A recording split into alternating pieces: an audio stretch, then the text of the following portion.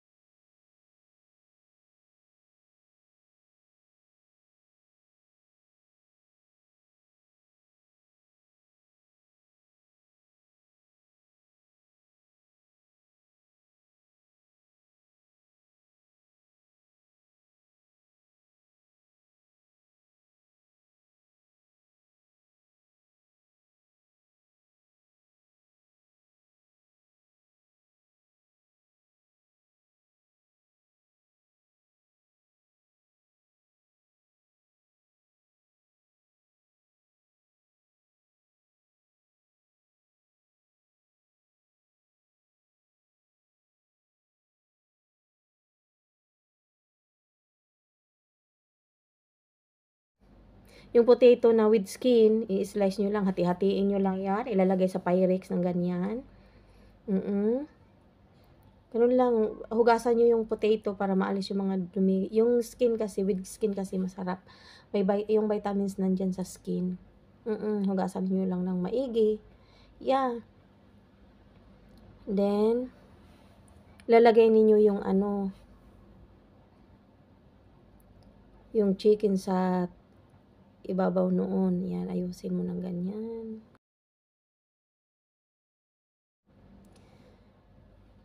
Ayan po. Nilagay ko na yung half fry ko sa half cook ko lang sa butter.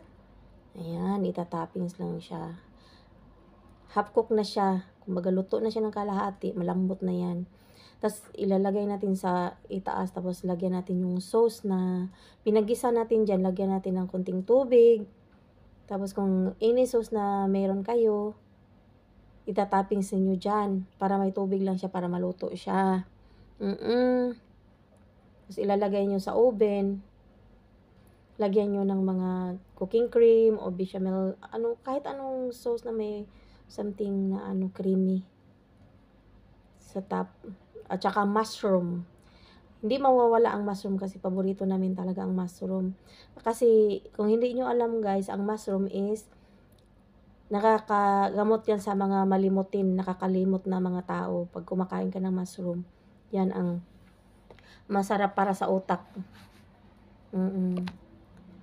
Tapos, yan po. Tapos ilalagay natin sa oven syempre.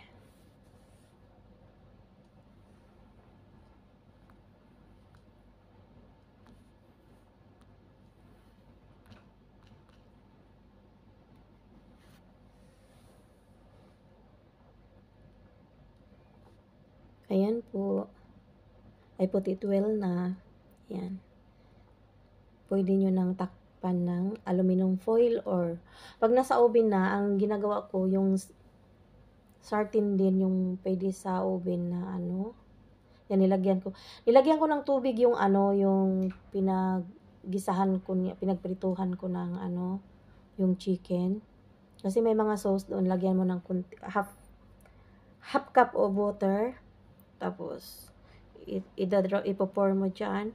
Tapos lalagyan nyo ng cooking cream din. Para mas yummy.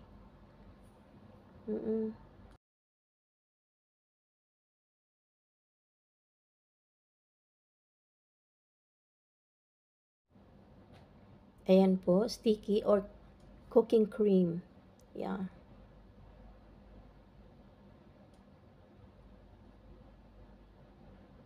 Sa tingin pa lang yummy na.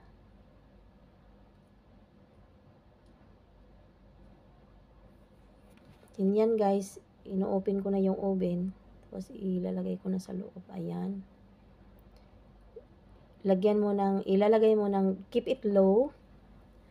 Tapos, ayan. Hayaan na maluto. Tapos, and guys, this is yours, para sa fried chicken na vlogger yung kasama ko. Hanggang dito na muna ngayon. See you around. Bye.